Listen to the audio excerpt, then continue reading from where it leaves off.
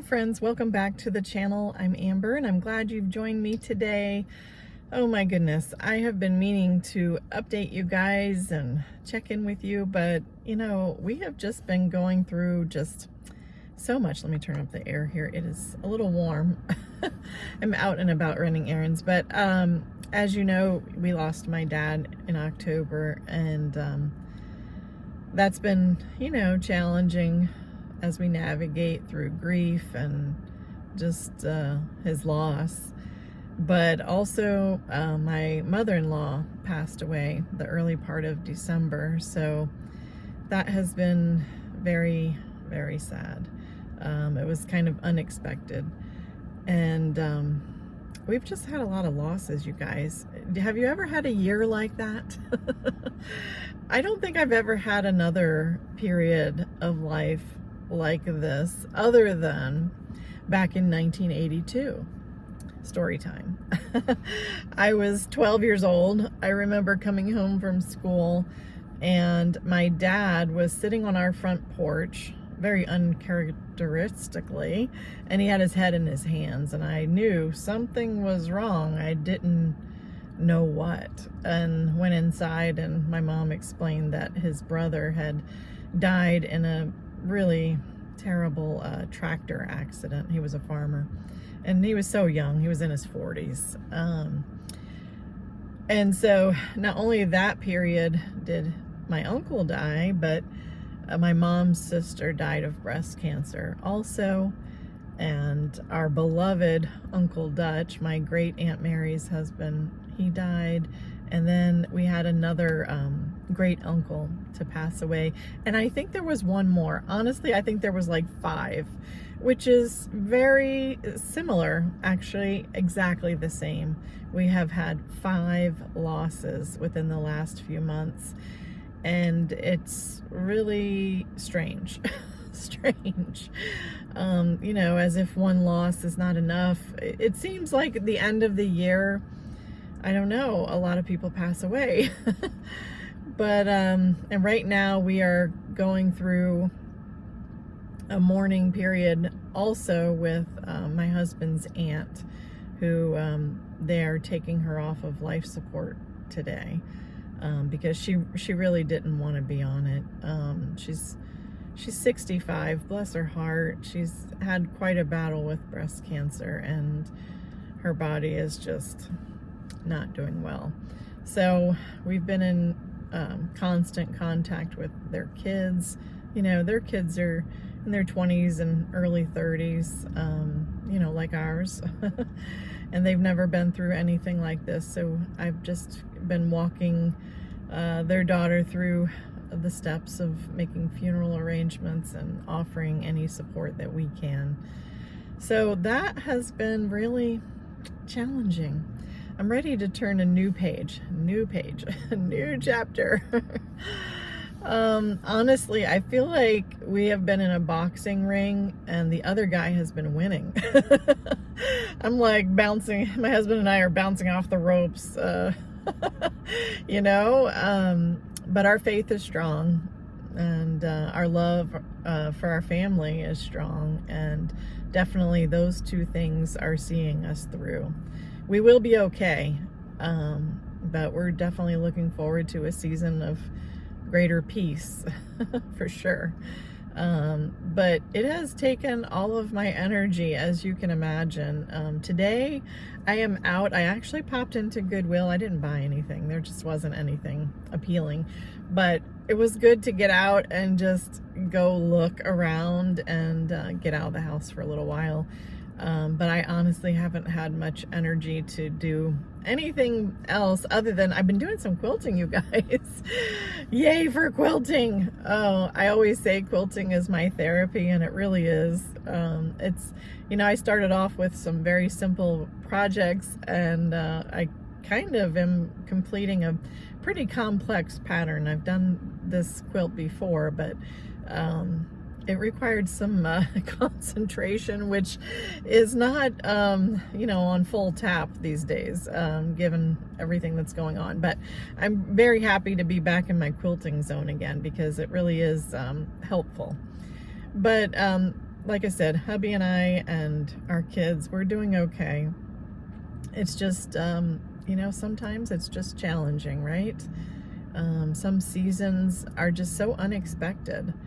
But that's when we go back to our roots, our faith, and our trust in knowing that God is in full control. None of this catches God by surprise. I know that. And He sustains us. When we are weak, He is strong, and He is the strength of our hearts and our lives. And we can trust in Him. And so that gives us peace throughout all of it. Yesterday I had an old friend of my dad's to call me. She said, I haven't gotten a Christmas card from Bob, and he was always so faithful. Is he okay? And so, of course, I had to tell her the news. And she was very surprised, of course, very sad. But it's times like that, it's just like we're just reliving everything over and over again. But hopefully, as more time goes on, things will simmer down, and we can kind of regroup and regain our strength. In other news, trying to eat healthy and do meal planning more and more. I've been watching some pressure cooker videos online. And I'll link a couple of the channels that I really like in the description box below, so you guys can check them out. But last night I tried out this, for the first time, spaghetti in the Instant Pot. And I was willing to give it a go. My daughter, I sent her the link, and she said that she had tried one recipe in the Instant Pot and it didn't turn out. But after tasting last night, hubby and my son loved it. It was so good. Actually, I think I may go home and have that for lunch. But it turned out so good. So I'm going to link the recipe that I used in the description box below. But if you guys like spaghetti at all, and we don't often make it, the older I have gotten, tomato-based products don't really, the indigestion is real. But this one, I did not have indigestion. I was really, really pleased with how it turned out. So I think we're going to have this as a regular meal from time to time, not all the time, but it was really good and super easy. I'm all about the easy button these days, and just trying out some different recipes, trying to look forward to food and eating again. For a long time, I didn't have any energy or any strength to do much. And those of you who have gone through some real personal grief, I'm sure you can relate, because it just takes every ounce of energy that you have just to do what you have to do. Oh my goodness. Of course, still keeping my grandson 1 to 2 days a week, and he is the joy of our lives. Oh my goodness, he's walking now, you guys. He's 11 months old, and he is into everything. Oh my goodness, he's eating solid foods and all that good stuff. He has 2 teeth, unless another one has cropped up, but 2 that I know of. 2 little bottom teeth, and he is just so cute.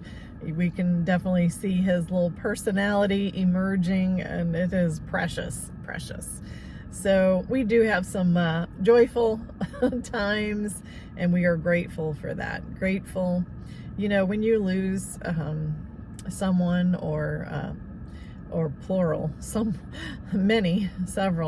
people in your life and in your family, it really makes you focus on what is really important in this life, and really makes you focus on the value of those who are around you, that you still have in your family. And so we definitely always make family a priority, and value our family for sure. One thing I was going to mention, I'm glad I remembered it, because this is my little 2023 PSA, you guys. A family member, let's just say, who passed away recently, she did not have life insurance, no will, no nothing. And so this is my PSA to you. Have a will, have a living will that stipulates your end of life preferences, i.e., life support, you know, do you want to be kept on that, etc. And who may be in charge of your medical decisions if you become incapacitated. Also, I think it's really important as we age to have a power of attorney in place. And there are separate power of attorneys. There's ones that are business related or medical, and some documents do stipulate both. LegalZoom.com is a great resource, inexpensive, for both the will and the living will. But also life insurance. Oh my goodness, you guys, I'm sure you know, but funerals and cemetery plots are very expensive.